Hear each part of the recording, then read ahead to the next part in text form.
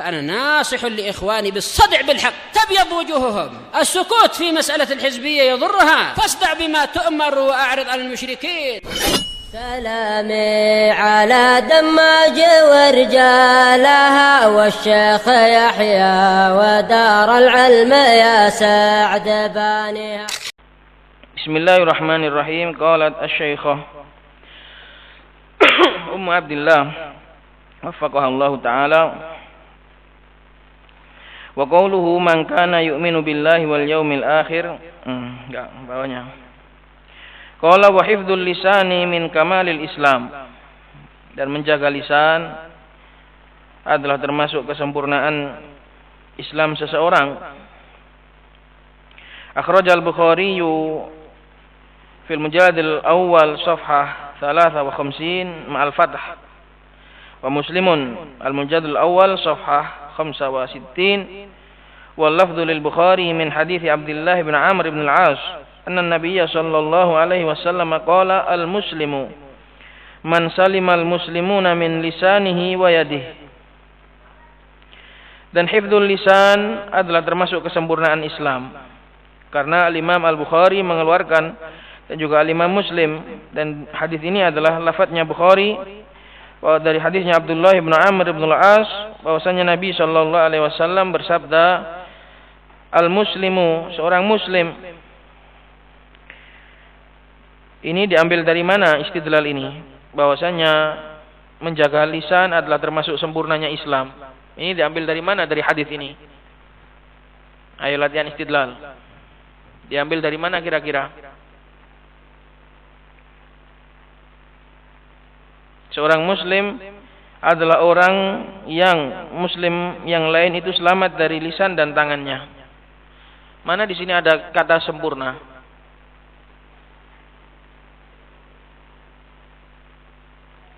Diambil dari mana? Gak ada yang tahu? Diambil dari alif lamnya al-muslimu, itu alif lam lil kamal. Alif lam lil kamal, seorang muslim yang sesungguhnya, seorang muslim yang baik, seorang muslim yang sempurna, seorang muslim yang sejati. Nah itu alif lam lil kamal sebagaimana dalam Fathul Bari. Karena itu bisa diambil istidlal bahwasanya menjaga lisan dan menjaga tangan itu adalah tanda sempurnanya Islam seseorang. Karena alif lamnya lil kamal. Sebagaimana dalam alif lam dalam Asmaul Husna itu semuanya adalah lil kamal. Alif lam yang mengandung makna sempurna. Maka di sini ngartikannya bukan hanya seorang muslim gitu, bukan. Tapi Rasulullah ingin menyebutkan bahwasanya muslim yang baik, seorang muslim sejati adalah siapa yang orang-orang muslim yang lain selamat dari gangguan lisan maupun tangannya. Maka ini termasuk kesempurnaan Islam seseorang kalau orang itu menjaga lisan dan menjaga tangan, tidak mempergunakan keduanya kecuali dalam hal-hal yang diridhai oleh Allah Subhanahu wa taala. Ini menunjukkan orang yang baik, orang yang menjaga. Karena orang kalau dia itu serampangan, orang itu enggak menjaga, enggak punya kehati-hatian, dia akan melepaskan lisannya sembarangan dan juga akan menggunakan tangannya secara semena-mena. Maka seorang muslim yang baik tidak seperti itu. Orang muslim yang baik adalah orang-orang muslim yang lain selamat. Lihat definisi selamat. Definisi selamat adalah tidak terkena keburukannya. Maka tidak mencakup dalam bab ini adalah nasihat atau celaan yang tujuannya adalah untuk memperbaiki. Celaan yang tujuannya untuk memperbaiki ini enggak masuk dalam hadis ini. Kenapa? Karena pakai salimah. Sedangkan nasihat, kita mencela orang untuk memberikan nasihat kepada dia, dia juga justru selamat dengan ucapan kita itu. Mafhum? Justru selamat dengan ucapan kita itu. Maka ini tidak mencakup seseorang yang mencela orang lain tujuannya adalah untuk memberi nasihat atau untuk menghardik atau untuk menghentikan dari keburukannya. Maka tidak mencakup. Karena lafaz hadisnya adalah salimah, selamat. Bahkan orang yang membiarkan orang lain dalam keburukan dan tidak menasihati kawannya, ini justru terkena hadis ini. Karena orang lain justru malah gak selamat. Gara-gara lisannya, gara-gara dia nggak menasihati, malah orang lain tadi nggak selamat. Maka harus dimaknai dengan makna yang benar. Jangan difahami dengan pemahaman orang-orang awam yang hanya menilik sebatas kasat mata dan dohirnya saja. Maka seorang muslim yang baik adalah yang orang lain itu selamat, tidak mendapatkan keburukan dari dia, dari lisannya dan juga dari tangannya. Qalat wa qawluhu al-muslimuna, qala al-hafidh fil fath, berkata al-hafidh Ibnu Hajar di dalam Fathul Bari, tambihun, perhatian. Zikrul muslimina huna kharaja makhrajal ghalibi. Penyebutan kaum muslimin ini dibawa atau dimaknai kharaja, maknanya keluar, makhraj dimaknai dengan makna mayoritas, ghalib, seringnya. Maksudnya seorang muslim adalah yang orang muslim yang lain selamat. Rata-rata seperti itu. Karena enggak menutup kemungkinan juga seorang kafir juga selamat darinya. Jadi mencakup juga orang kafir dalam sebagian keadaan. Karena itu penyebutan man salimal muslimuna, menggunakan kata muslimun, bukan man saliman nasu, bukan man saliman nasu, orang yang manusia secara umum mencakup kafir. Enggak seperti itu. Kenapa? Karena semua ini hanya kharaja makhrajal ghalib. Lianna muhafadhatal muslimi ala kaffil adza an akhihil muslim asyaddu ta'kidan. Karena penjagaannya seorang muslim dari menahan gangguan terhadap di sini diartikan terhadap saudaranya muslim yang lain, ini lebih ditekankan lagi. Karena sesungguhnya kepada orang kafir pun ada orang kafir yang harus dijaga. Seperti seorang kafir yang muahad, seorang kafir yang membayar upeti dan mendapatkan keamanan di negeri muslim, maka dia juga harus dijaga. Wali annal kufara bisadadi an yuqatalu. Dan juga dikarenakan orang-orang kafir hukum asalnya mereka adalah bisadadi an yuqatalu, di dalam arah bisadat, pada arah mereka itu konteksnya seharusnya diperangi. Wa in kana fihim man yajibul kafu anhu, meskipun ada dari sebagian orang kafir itu juga wajib untuk dikaf. Dikaf itu ditahan, enggak boleh diganggu. Yaitu tadi seorang kafir yang zimmi. Karena kafir itu macam-macam, ada yang harbi, ada yang zimmi, kemudian ada muahad dan macam-macam. Orang kafir yang di medan perang kita enggak boleh membiarkan dia selamat. Harus diperangi sampai dia mengucapkan la ilaha illallah.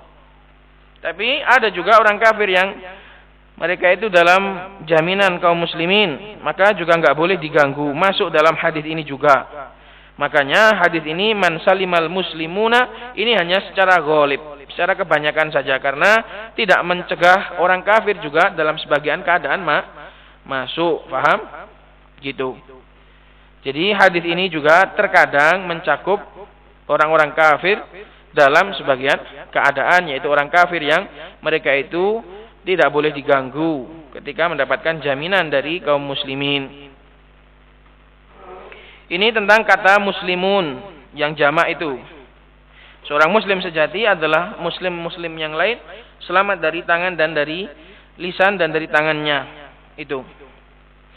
Qala wal ityanu bi jam'i tadhkiri litaghlib, dan mendatangkan domir atau menggunakan kata jamak mudzakkar ini juga untuk ghalib, litaghlib. Kenapa? Fa innal muslimati yadkhulna fi dzalik, karena sungguhnya muslimat wanita juga masuk dalam hadis ini. Dan itu hukum umum. Kalau ada muslim yang mencakup juga muslimat, hukum ini secara asalnya adalah umum untuk laki-laki dan perempuan. Qala wa khussal lisanu bidzikr, dan dikhususkan lisan disebutkan hanya, kenapa kok dalam hadis ini kok cuma disebutkan lisan dan tangan? Bagaimana kalau kaki? Kalau kaki boleh berarti. Jangan dipahami gitu. Kalau gitu diinjak-injak aja. Enggak gitu. Jadi kalau orang itu jumud, orang itu kolot dalam memahami hadis loh. Yang dikatakan Rasulullah kan orang muslim cuma selamat dari tangan dan lisan toh. Berarti kalau ditendangi enggak apa-apa? Enggak. Itu mencakup juga. Cuma di sini dikhususkan bukan untuk pembatasan. Ya mencakup seluruh keburukan, enggak boleh mau ditendang atau didorong pakai pundak juga masuk. Cuma di sini dikhususkan lisan dan tangan. Kenapa? Karena lisan adalah li'annahul mu'abbiru amma fin nafas. Karena lisan adalah pengungkap dari apa-apa yang ada di dalam jiwa. Di dalam jiwa ada kebencian nampaknya di lisan. Di dalam jiwa ada rasa cinta juga terungkapkan di mulut. Di dalam jiwa ada permusuhan juga, semuanya terungkapkan dengan lisan. Karena itu Rasulullah SAW mengkhususkan, lebih menekankan lagi bahayanya lisan. Karena dialah yang mengungkap segala rasa yang ada dalam dada. Wa hakadzal yad, demikian juga tangan. Li'anna aktsarul af'ali biha, karena sesungguhnya rata-rata kebanyakan perbuatan adalah dari tangan, dengan tangan. Maka jangan diambil kemudian pembatasan, berarti kalau gitu dengan kaki boleh, atau disundul pakai kepala boleh, atau didorong dengan pundak boleh, enggak. Semua itu mencakup. Hanya saja di sini dikhususkan tangan dan lisan karena memang keduanya itulah yang paling mewakili.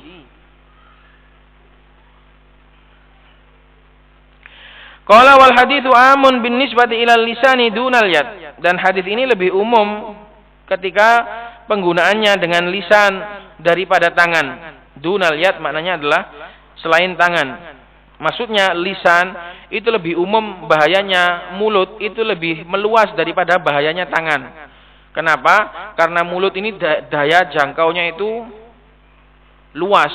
Tangan ini kan paling bisa cuma di daerah-daerah situ saja. Tapi mulut ini subhanallah jangkauannya luas. Kenapa? Li'annal lisana yumkinuhul qaul.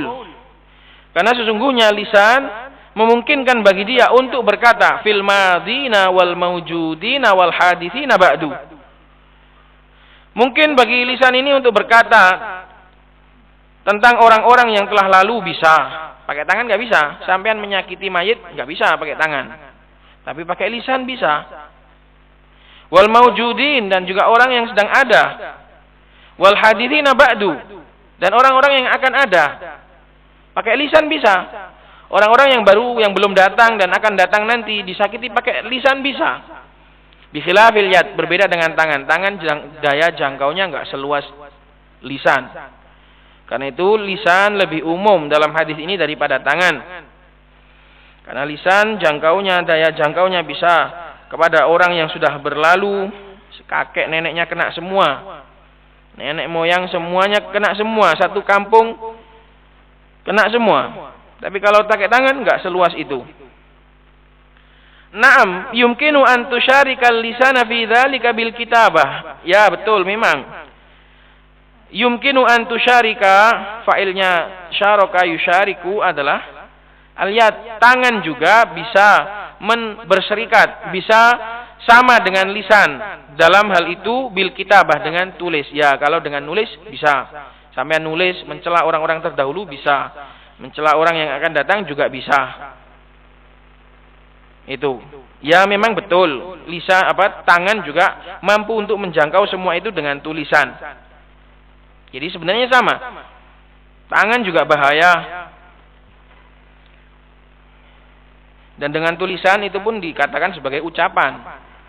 Ya, itu pun dinamakan atau disandarkannya dosanya kepada mulut. Tulisan itu dosanya disandarkan kepada mulut, enggak kepada tangan. Sampai nulis, bikin kata-kata kotor, bikin kata-kata yang melukai hati. Nanti orang lain bilangnya apa? Oh itu tangannya jelek sekali, enggak mungkin. bilang mesti mulutnya jelek sekali gitu. Jadi sebenarnya masih juga ini adalah bahayanya lisan. Makanya bahaya sekali lisan ini. Nasallallahu taufik salamat al afiyah. Wa inna atharaha fi dzalika la'azimun. Dan sesungguhnya pengaruh dari tulisan dalam hal itu sangatlah besar. Ya, masing-masing memiliki daya jangkaunya yang lebih. Tulisan itu lebih abadi, lebih awet.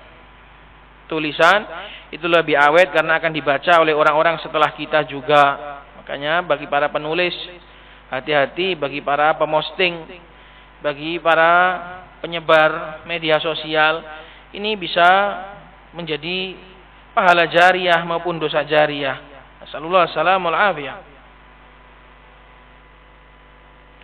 Wa yustathna min dzalika syar'an, dan dikecualikan dari hadis ini hukum tangan, menggunakan tangan orang lain selamat dari tangannya, ini enggak mencakup karena dikecualikan dari hadis ini ta'atid darbi bil yadi fi iqamatil hudud, yaitu menggunakan ta'atid darb, menempuh pukulan, menempuh menggunakan tangan untuk menegakkan hudud. Ini enggak masuk. Karena dikecualikan. Kenapa? Karena ini ada maslahat yang lebih besar. Menegakkan hudud, baik untuk memotong tangannya pencuri, atau untuk merajam, atau untuk mencambuk penzina. Ini semua enggak masuk dalam hadis ini. Jadi salah orang kalau mengatakan, "Oh, kamu jangan merajam saya, kamu jangan motong tangan saya." Rasulullah bilang, "Al-muslimu man salimal muslimuna min lisanihi wa yadihi." Enggak bisa. Kamu sudah mencuri.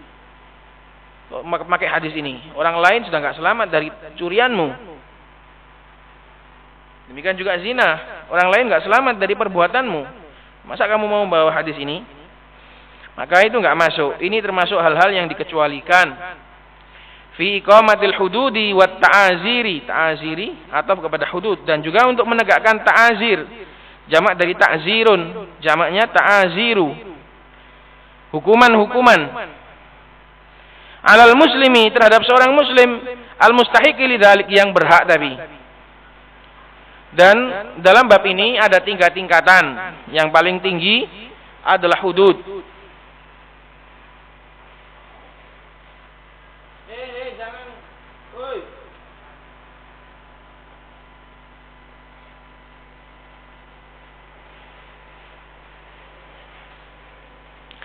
Dalam hal ini ada 3 tingkatan. Yang paling tinggi adalah hudud, yaitu hukum-hukum yang sudah ada ketentuannya dari syariat. Itu namanya hudud. Batasannya, jumlahnya, itu namanya hudud. Di bawahnya namanya ta'zir.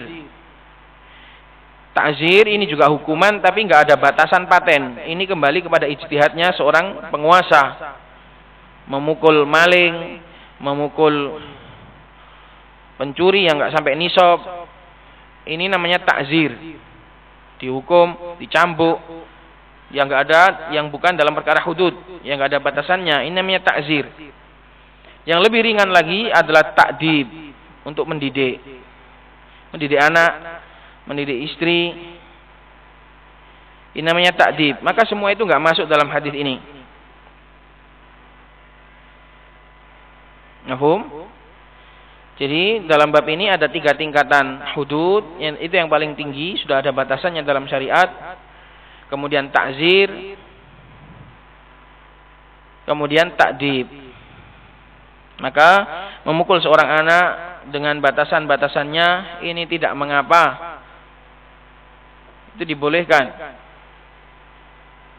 Maka ini juga sebagai nasihat dan juga peringatan bagi kita bahwasannya bab memukul anak ini kita enggak boleh ifrat dan juga enggak boleh tafrid, enggak boleh berlebih-lebihan, juga enggak boleh kurang. Dalam artian kalau kurang kemudian mencela mutlak, enggak boleh sama sekali mukul anak, itu juga enggak benar.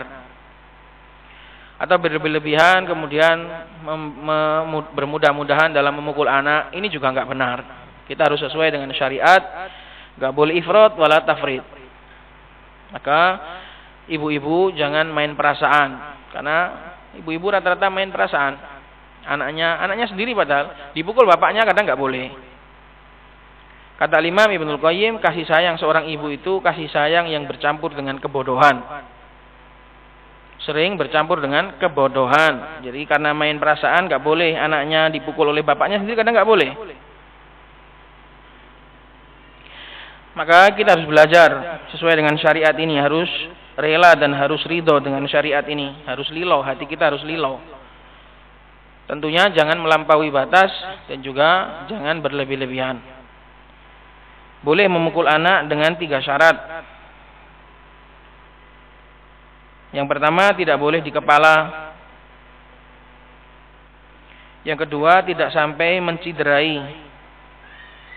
Walaupun nggak di kepala, tapi di badan sampai tulangnya bengkok, ya nggak boleh. Dan yang ketiga, syarat yang ketiga adalah bukan karena emosi untuk diri sendiri. Bidunil intiqam lin nafs. Nggak boleh kalau emosi karena diri sendiri. Harus karena tujuan syar'i, harus untuk mendidik, bukan untuk marah. Nah ini ibu-ibu tolong ditanamkan ya. Jadi jangan ifrat wala tafrid. Biar nggak ada ifrat, biar nggak ada melampaui batas, juga tidak ada kurang. Dan kita jangan sampai mengedepankan perasaan. Dalam bab ini ada peraturan dari syariat. Maka semua itu nggak termasuk dalam hadis al-muslimu man salimal muslimuna min lisanihi wa yadihi. Itu. Karena kadang anak-anak itu ya kadang butuh dipukul, disayang dan juga dipukul sesuai dengan batasan dan juga kebutuhan. Memukul ini adalah jalan terakhir.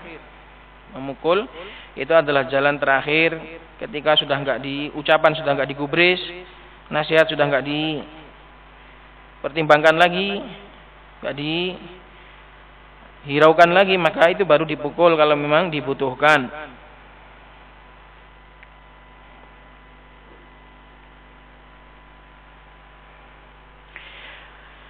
Qala wa istahna min dzalika syar'an ta'ati ad-darbi bil yadi fi iqamatil hududi wat ta'ziri 'alal muslimil mustahiq lidzalik. Bagi seorang muslim yang berhak, kalau hudud sudah ada batasannya, siapa yang berhak, siapa yang enggak berhak. Kalau ta'zir ini kembali kepada ijtihadnya seorang waliul amr. Kalau ta'dib kembali kepada ijtihadnya seorang guru. Dan yo kadang seorang guru itu yo punya kesalahan, punya kekurangan. Dia juga manusia biasa, kadang suasana hatinya pas enggak benar, kadang suasana hatinya pas emosi, kadang jadi yo kita saling memaklumi. Makanya kadang ada kasus seorang guru memukul anak-anaknya, kadang saya juga yo kalau salah tapi yo kita butuh saling untuk memaklumi. Karena keberadaan seorang guru itu juga sangat dibutuhkan dan enggak mudah untuk menjadi seorang guru. Maka kita saling memaklumi dan saling memaafkan saja. Dengan ini perkumpulan kita ini akan senantiasa langgeng. Kalau enggak gitu, kita saling menuntut hak kita masing-masing, kita enggak akan bisa bersama. Enggak akan selamat suatu perkumpulan dari kekurangan. Maka saling memaafkan dan juga saling memaklumi dan saling menasihati. Yang kurang ditambah, yang lebih dikurangi. Dengan itulah perkumpulan ini insyaallah akan berlanjut. Wa fit ta'biri bil lisan, ini selesai sampai sini selesai. Wa ta'aziri 'alal muslimil mustahiq lidzalik. Itu baru titik. Nah, ini titik. Betul titiknya kalau sini. Ini salah kalau koma ini. Sampai sini titik. Kemudian masalah baru lagi. Wa fit ta'biri bil lisani dunal qauli nuqtatun. Dan di dalam ungkapannya Rasulullah sallallahu alaihi wasallam dengan kata lisan, mulut, kok enggak perkataan dunal qaul, maksudnya kok beliau enggak menggunakan kata perkataan, kok enggak al muslimu man salimal muslimuna min qaulih, kok enggak qaulih, kok pakai lisani. Ini mengandung apa? Ini mengandung nuktah. Ini ada titik yang perlu dicatat. Nuktah maknanya adalah titik yang perlu diperhatikan, gitu loh. Wa fit ta'biri bil lisani dunal qauli nuktatun. Dan di dalam ungkapannya Rasulullah, beliau menggunakan bahasa mulut, enggak perkataan. Ini ada sebuah titik yang perlu dicatat, yang perlu diperhatikan. Supaya apa? Fayadkhulu fihi man akhraja lisanahu ala sabilil istihza. Supaya masuk juga di dalamnya orang yang mengeluarkan lisannya untuk ngece. Nah itu kan nggak ada ucapan, kan nggak ada ucapan. Tapi menggunakan lisannya dia untuk mengganggu orang lain. Sama diam, nggak ada suaranya. Tapi lisannya ngece. Entah menjulurkan lidah atau dimoncongkan atau yang semisalnya. Ini tercakup dalam hadis ini. Makanya Rasulullah SAW menggunakan kata mulut supaya mencakup istihza dengan mulut. Wailul likulli humazatil lumazah. Mencela orang dengan perbuatan, dengan gestur tubuh. Tahu gestur? Nah itu. Dengan gestur mulut. Ini juga masuk untuk mengganggu orang. Karena itu lebih dipilih kata lisan daripada qaul. Kalau qaul lebih khusus. Al-lisanu a'ammu minal qaul. Lisan lebih umum daripada perkataan. Perkataan pasti menggunakan mulut. Mulut bisa lebih umum daripada perkataan. Bisa dengan ngece, bisa dengan yang lain. Qala fi dzikril yadi duna ghairiha minal jawarihi nuktatun. Demikian juga dalam penggunaan kata tangan tidak dengan yang lain dari anggota tubuh, ini terdapat nuktah juga, terdapat catatan juga. Fa yadkhulu fiha al-yadul ma'nawiyatu kal istila'i ala haqqil ghairi bi ghairi haqq. Supaya masuk juga di dalamnya tangan secara maknawi, ai al-quwwatu wal qudrah. Al-quwwah, tangan maknawi itu maknanya kekuatan. Makanya orang-orang Mu'awwilah kan mentakwil tangannya Allah itu dengan apa? Dengan kekuatan. Maka supaya masuk juga tangan maknawi, maknanya adalah kekuatan. Kal istila'i alal ghair, seperti meninggi terhadap hakil ghair, terhadap hak orang lain, bi ghairi hak, tanpa hak. Menggunakan kekuasaannya. Jadi al-yad al-ma'nawiyah maknanya al-quwwah, kekuasaan. Bos misalnya memiliki anggota banyak, memiliki duit banyak. Dia mengambil haknya orang lain cukup dengan uangnya, cukup dengan sogoannya. Ini juga masuk dalam hadis ini. Karena apa? Karena itu yad min lisanihi wa yadih, karena kekuatan dan kekuasaan adalah tangan maknawi, adalah tangan secara bahasa maknawi. Paham di sini? Itu ucapannya Al-Hafidz Ibnu Hajar, intaha. Selesai ucapannya Al-Hafidz Ibnu Hajar dari Fathul Bari dengan nomor yang tersebut di depan tadi. Qala wa bihifdzil lisani 'aniz zallati tunalu mathubatullahi li 'abdihi. Dan berikutnya termasuk keutamaan menjaga lisan adalah dengan menjaga lisan dari kesalahan-kesalahan, dari zallat, kesalahan-kesalahan, tunalu mathubatullahi li 'abdihi, diraih pahalanya Allah Subhanahu wa taala terhadap hambanya. Yaitu bi an yuslihalahu amalah, dengan cara Allah Subhanahu wa taala memperbaiki amalannya. Wa yaghfir lahu dzunubahu, itu lahunya kebanyakan, wa yaghfir lahu, yang satunya dicoret. Wa yaghfir lahu dzunubahu, dan Allah mengampuni bagi dia dosa-dosanya. Apa dalilnya? Dalilnya adalah qala Allah taala, Allah Subhanahu wa taala berfirman, ya ayyuhalladzina amanu taqullaha wa qulu qawlan sadida. Wahai orang-orang yang beriman, bertakwalah kalian kepada Allah dan berkatalah dengan perkataan yang lurus. Niscaya yuslih lakum a'malakum, niscaya Allah akan memperbaiki bagi kalian amalan-amalan kalian. Wa yaghfir lakum dzunubakum, dan mengampuni bagi kalian dosa-dosa kalian. Wa may yuti'illah wa rasulah, barang siapa yang taat kepada Allah dan Rasulnya, faqad faza fawzan 'azima, maka sungguh dia telah menang dengan kemenangan yang sangat besar. Perhatikan ayat ini, Allah Subhanahu wa taala menyuruh pertama kali untuk ngomong benar. Setelah itu Allah menjanjikan untuk diperbaiki perbuatannya. Jadi ngomong dulu yang benar.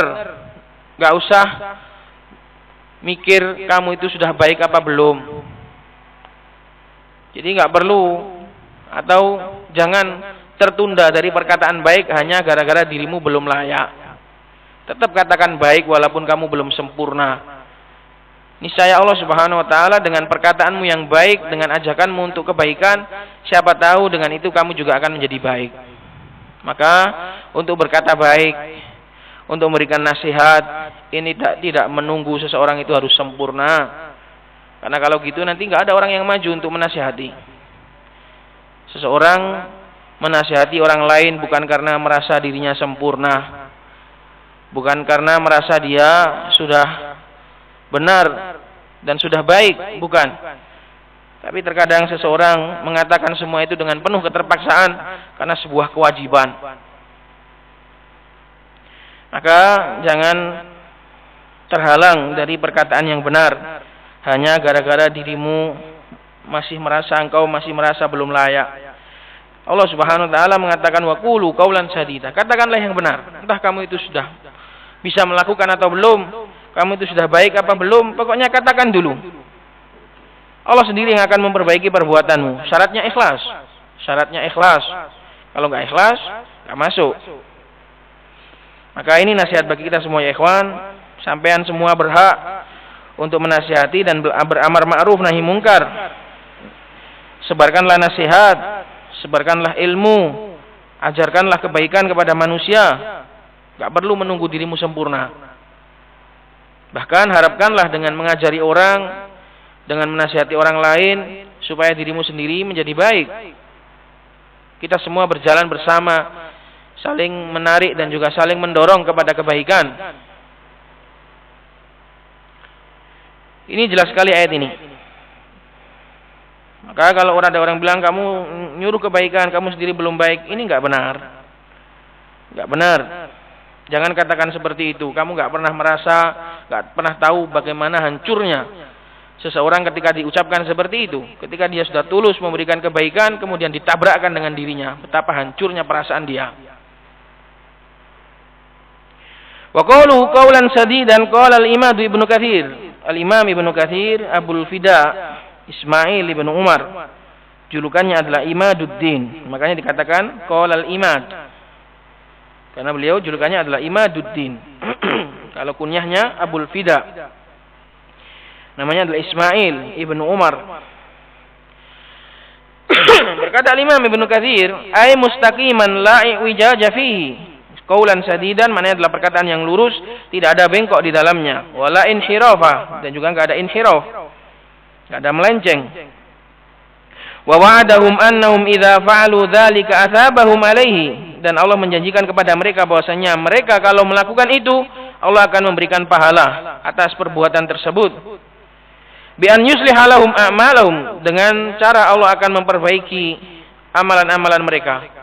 Al-Imam As-Sa'di memiliki tafsir yang lebih luas lagi. Maknanya Allah memperbaiki bisa dengan Allah menjadikan amalannya yang jelek jadi bagus.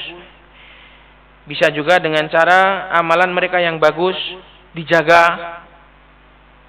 Bisa juga dengan amalan mereka yang sudah diterima ini enggak diberikan pembatal-pembatalnya.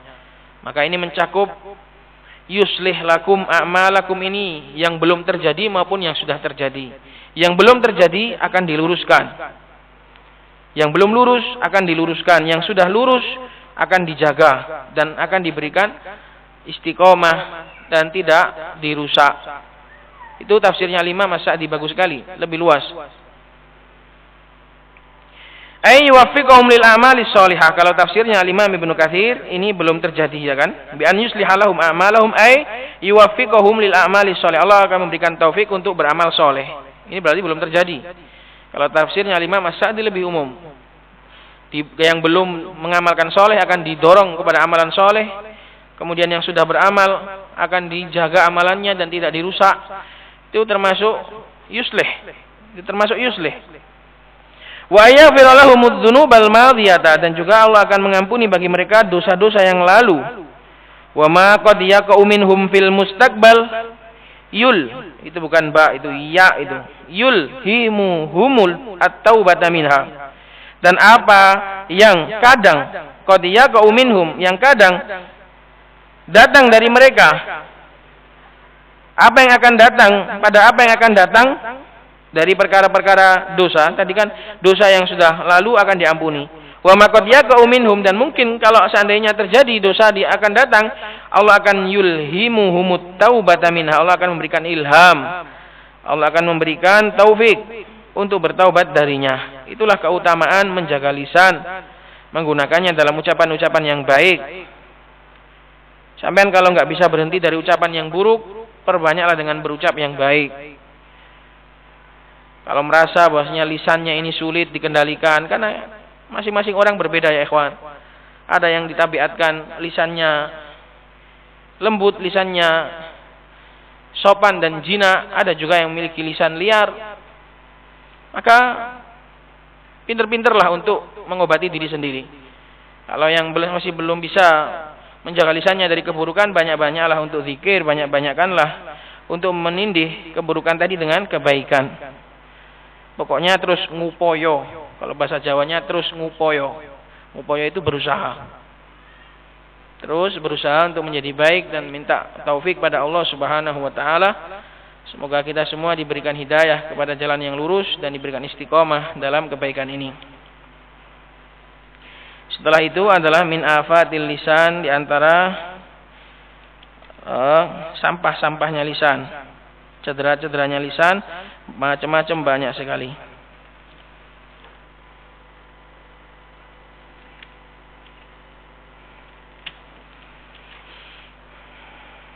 Baik, untuk sekian cukup dulu sampai di sini. Subhanakallahumma bihamdik, asyhadu an la ilaha illa anta, astaghfiruka wa atubu ilaik.